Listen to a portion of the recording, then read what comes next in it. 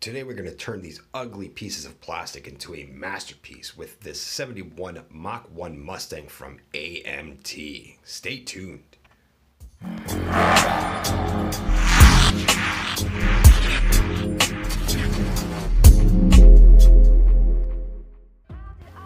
What is up, Plomo fans, and thank you once again for joining GutZ Studios. My name is Kevin, and today I have a special treat. We're going to be working on a 1971 Ford Mustang Mach 1 by AMT. Now, this build is a special project for a friend that helped us out, and in return, I decided to put this together. We do have some additional metal etch parts and some extra parts that I ordered off of Ted's Model Warehouse online. Great site. They offer a ton of 1/25 scale add-ons such as the seat belts, the harnesses. You can see here the door cranks, as well as the pulley system, which we're going to be putting into the engine, and a few other things that we'll go over once they're needed. But as far as today we're going to be building the engine, and not only just building the engine, but we're going to be adding a ton of extras to it. And that said, I thank you once again for joining me, but let's stay tuned to find out.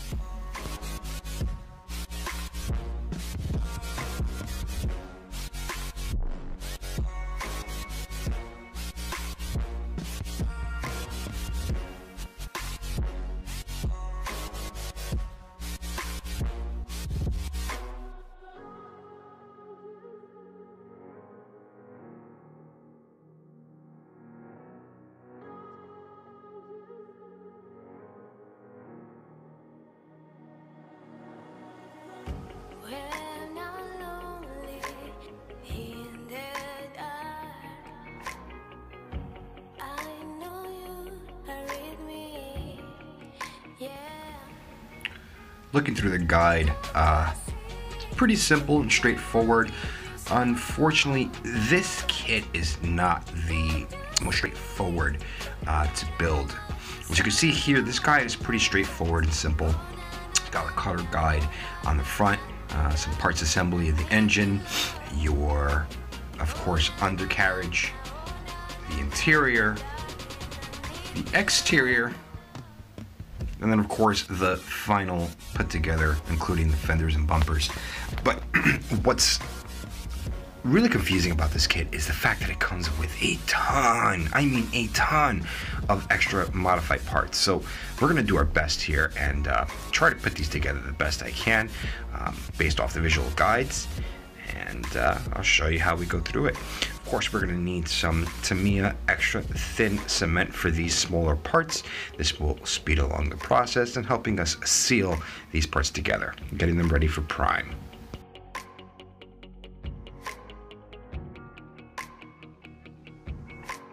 Another thing that you will notice about this build is that there is going to be a ton of sanding needed. So you definitely want to take your time to look at all the parts that you're putting together and make sure that you sand them down appropriately. You're going to see a lot of mold lines with some extra molding, a lot of extra plastic just hanging off the mold lines with flaps. So do your best, take your time, use sanding sticks. Of course, I have 800,000 grit sandpaper that I'm using there, but take your time. Make sure that you clean off all those mold markings. And here, working on the engine, I'm going to do my best to try to strip away that seam by using a simple hobby knife. And once we scrape that seam off, we're just going to buff it down, sand it down so it can barely be seen.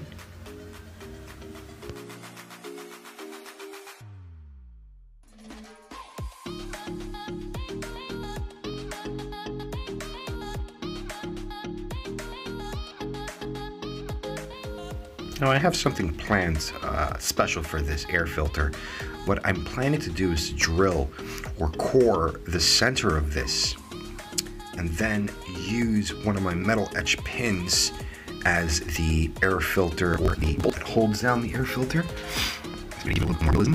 So I'm using a metal etched 0.2 millimeter die, which you use with a simple hand drill, and I'll carve out a space for the metal locking that you see there. Next thing we're going to be doing is we're going to be shaving down some of these parts and start building onto this engine before we start priming it.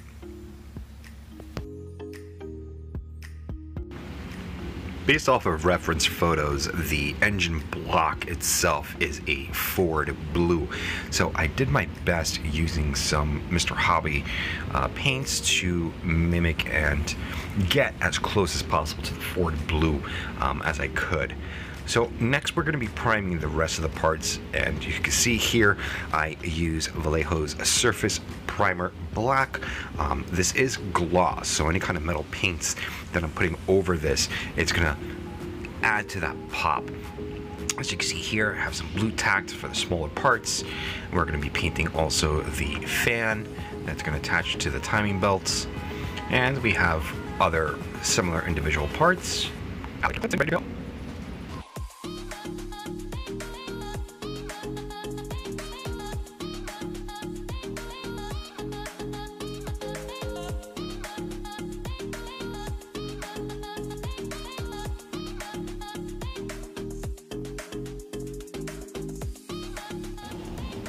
So after completing some of these paint overs, I masked the air filter to give it that black rim that we see in reference photos. Next, we're going to be attaching the rest of the individual parts, as the oil pan and such, to the engine block. Here are the blockheads. If you notice, I drilled some holes here because what we're going to do, we're going to make some spark plugs and some spark plug boots using some very thin wire, or very thin gauge wire that I got from Ted's Modeling Shop. And here are the distributor caps that I'm thinking of choosing from. So another thing we also ordered is some spark plug boots. Now these are absolutely tiny. What we're going to be doing with these is cutting them with a hobby knife at a tilted angle. So this way, once we thread it onto the gauged wire, we'll be able to slightly turn these little boots and, of course, glue them in place.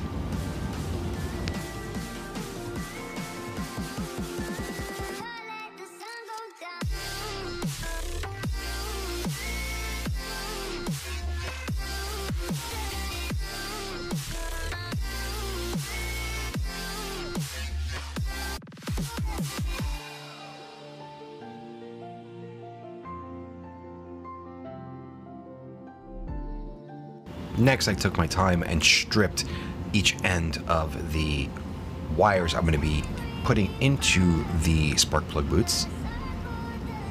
And very hard to show in this camera, but what we did is we slipped it over the peeled wire, or at least one boot, as you can see here.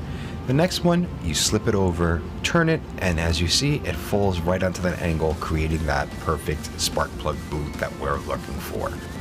Now, of course, use greaser glue, but we're going to make about 8 more of these. So, since I have them on the side here, I'm going to show you briefly what my idea is.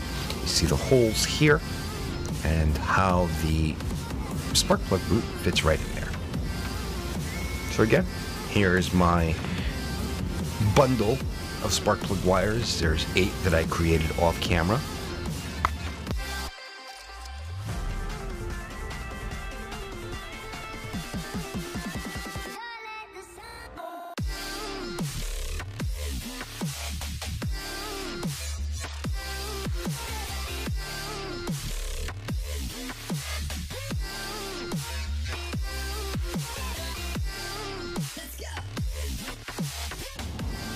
Besides measuring out the wires, I had to actually cut a few more holes in the engine.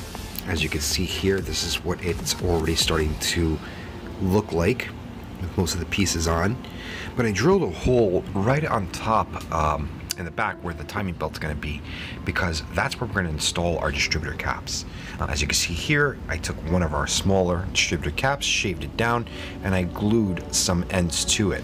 We're also going to use some photo etched wire looms that I purchased to put in between these wires so we can hold them in place. As you can see, I also stripped the ends, so this way we have some working room. Those are the wires that are going to go into the boots. And there's the final look of the distributor cap. Not my best work, but being that it's the first distributor cap I ever made, I'm pretty impressed. Next, we're going to cut the decal out for the top of the air filter, and we're going to apply that on there. Very simple process. Cut it to size, dip it in warm water for 5 seconds, and lay it where it needs to be laid.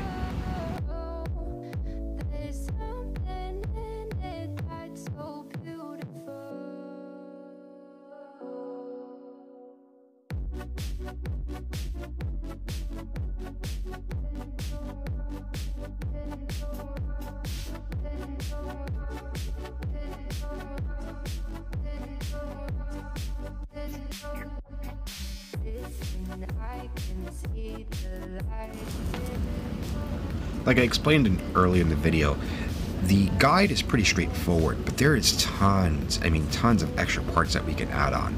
So going off the real 71 Mach 1 Mustang reference photos that I found online, we're going to be adding things such as the oil pump, the oil filter. We're going to be hand making the timing belts. We're also going to be installing a distributor cap, as well as the carburetor cap on top with the wires that that go wherever they go. I'm a big car fan myself, but I do appreciate the work that they put into this. Also notice that I'm not using rubber cement or extra thin cement for this process. When I paint or prime the pieces, I find that the solution or that the rubber cement doesn't stick as well. So with a little tiny dab of super glue, I'm able to attach these pieces, which doesn't leave any of that clear residue which a lot of people complain about. Here we are with the next piece we're going to install on the engine. I cut a perfect 0.3 mil, I believe, gauge wire. So this is where it's going to go straight into the radiator. So that's the radiator hose. Here I have a paper clip which I opened up, and I'm gonna strip of its rubber tubing. Since I don't have small enough gauge wire, the plastic tubing that covers, or the rubber tubing that covers these small paper clips is perfect for this.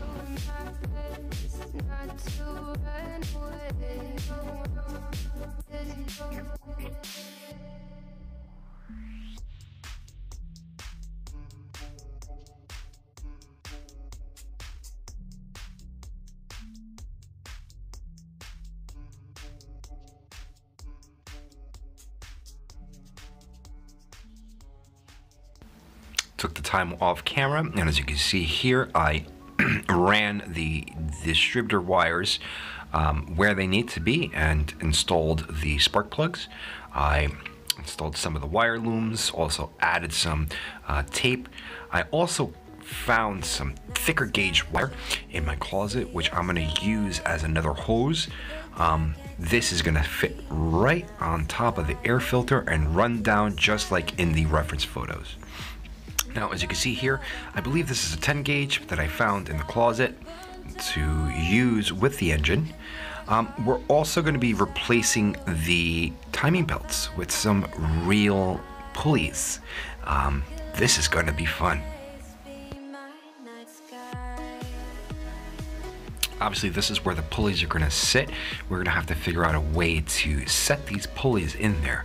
So I'm going to take a small hand drill, and I'm going to drill some holes to make it a little bit easier for these pegged wheelies and pulleys to fit into these geared holes. I'm following the same timing belt style that was printed in the 3D model. This way to keep it as original to the reference photos as possible. These are extremely tiny, very, very small, easy to lose. So I'm going to show you. I put that there as a guide. So what we're going to do is we're going to put one of the bigger pulleys, set that in place. That's where we're going to glue it if it stays there. Now remember, we are doing our best to replicate the original reference photos. And by doing so, we're going to bring my friend some absolute joy, since he's a huge Mustang fan. So next I'm going to start working on the pieces that we need. I'm filing down some of the mold marks. This is another piece that's going to go right behind the timing belt. That's going to have a couple hoses attached to it, as well as the battery cables. We're going to drill the appropriate holes in there. Make sure that this is ready for the next step. Okay, we're going to install the last pulley here. And this is the pulley that's going to be free floating to the left of the timing belt. So, I took the time, I took a little tiny bit of crazy glue, sharp edge, and I'm going to run that in between pulley wheels, one section at a time. I don't want glue to be running all over the place and make a mess with my fingers. So you can see here, take a pair of tweezers. I'm going to extend the rubber pulley lines and then wrap it around the tiny bit of glue, which I just applied onto the pulley. We're going to pull nice and tight and wrap it around. We're going to repeat the process until the timing belt is fully around the pulleys. So this miniature timing belt that they send with this pulley system, which is great, by the way, because you can arrange the pulleys in any combination or in any way your engine looks.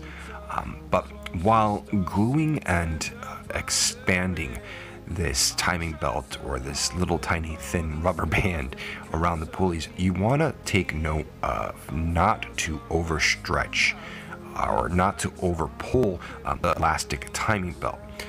It is very thin, it's very easy to break, very easy to cut, so you want to work very slowly and one pulley at a time. So as you see here, I'm taking my time, I'm slowly stretching the pulley around, the timing belt around each pulley, making sure that it is set in place on the previous pulley before I work on to the next one.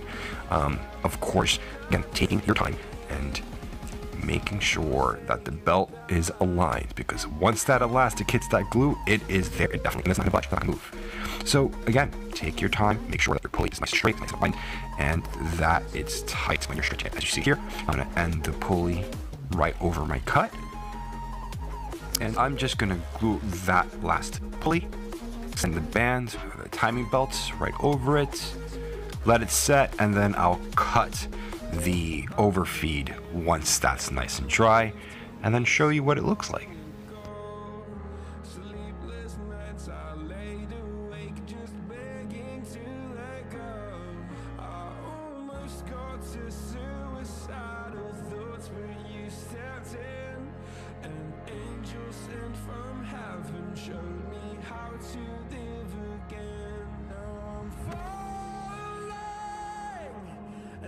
Can't see the ground. Can we stop this gravity? So there's your complete pulley system. I think it looks absolutely wonderful. It was actually a lot of fun to put together. And with that said, looking at reference photos of the real 71 Mustang or the Mach 1 Mustang, it has two pulley systems. So the second one we're gonna put right in front of this pulley system that we just fixed on onto our engine, and we're going to do our best, since we didn't order a second pulley system from Ted's modeling workshop. So what we're going to do here is we're going to use a plastic one, which I painted here in chrome, and some flat rubber, both from Tamiya. I plan to also install an oil filter down underneath the black oil pan, which I'll show you in a moment what it looks like. But once the two are complete, we'll be about 75% done. So I have taken here a simple piece, which I think is their version of the oil filter. Again, it's not labeled or in the instructions, so I kind of have to go off references and what it may look like. I have a plan of painting a mini V in a blue and red to mimic a popular automotive brand that sells filters. Let's see how that comes. I'm sure once I paint it on there, a lot of you will recognize where that logo is from. And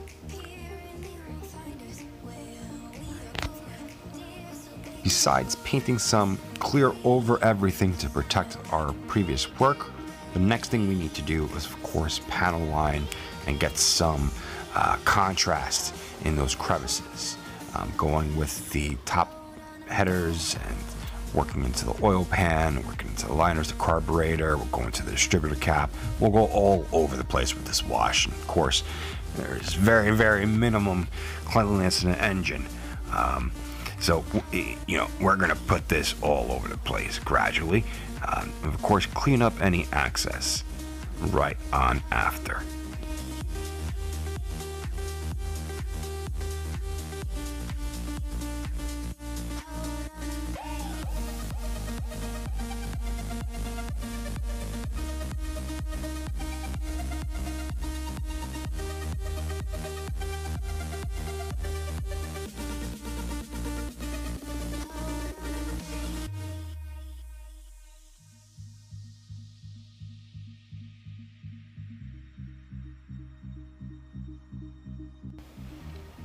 Now, like I stated before, we were about 75% complete. We're about 90% complete here right after I installed the fan, which looks brilliant in the flat aluminum. And we're gonna, again, give that a panel wash as well. Nice deep black. We want those contrasts to stick out. The only thing that we need to do before we actually install this onto the chassis is to install the exhaust or the exhaust manifold that go out to the exhaust themselves. But looking at our work here, this looks brilliant. But before we install those exhaust manifolds, we need to actually install the oil filter itself. So let's get to drawing that iconic looking logo. And I apologize because I, again, am terrible at freehand. So I'm going to do my best to mimic this logo. And of course, leave in the comments what you guys think about my art and my freehand skills. Let me know what you think. But with a little bit of blue and a little bit of flat red, we did our best here to mimic that logo. And we're done. So now that we're done with that, we are going to need to actually drill that into the oil pan. So of course I'll line that up, measure that up where I'm going to at least align that, and then of course I take my hand drill and start drilling in place where it's going to be. And using a little bit of extra thin cement, I just going to plug it in and let it set. The cool about this is that once that you install the entire engine into the chassis, when you work on this car, you'll be able to see the oil filter. And imagine that if this was a real skill, you'd be able to fit your hand right above there and actually uninstall it or install it yourself. But this engine is coming out wickedly cool. In particular, this is my first engine I've ever built, if I haven't mentioned that already. So this is extremely fun. It's a lot of fun here, trying to find all these different ways and angles to mimic the real reference. And I hope that all of you guys are enjoying watching this as much as I'm enjoying building this for you.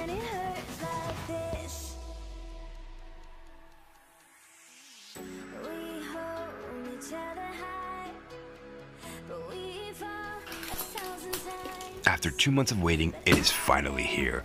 The DSPIAE Vice, which I had to find and buy because this looks so sexy. It's super elegant. It's girthy. It just is something I needed in my inventory. But it did take some time, being that we're still in COVID times. It got shipped from overseas. But as you can see, it's very straightforward. It is a beautiful vise with a few options here. We're gonna put the stand pegs first, these little stickers that go underneath, covering the screws, which give it the that sticky surface so it won't move when you're working. We have some pins which you can customize depending on whatever part, which I'll show you in a second. We have a very unique part we're going to be putting in there, but these pins have a rubber lining around them to protect your part from being scratched or scratching the paint. So quickly, we're going to measure these out and cut them to size. We're going to use as much as we need, and I'm so ecstatic, so happy to show you how this looks like. But let's fast forward this to the end so you guys can see what this is used for. By the way, if you didn't watch my previous video, DSPIAE stands for Dreams, Strive, Perfection, Innovate, Advance, and Excellent.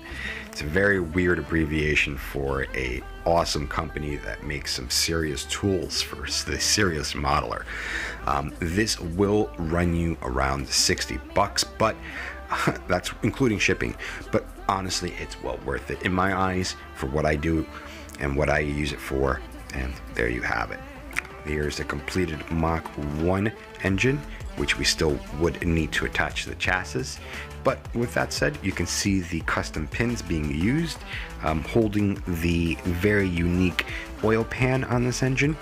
And I want to say thank you so much for watching. I really did have fun building this engine. Hope you had fun watching me build this engine. My name is Kevin. Thank you for joining us, and have a wonderful week. Hope to see you soon. Create some more magic, guys.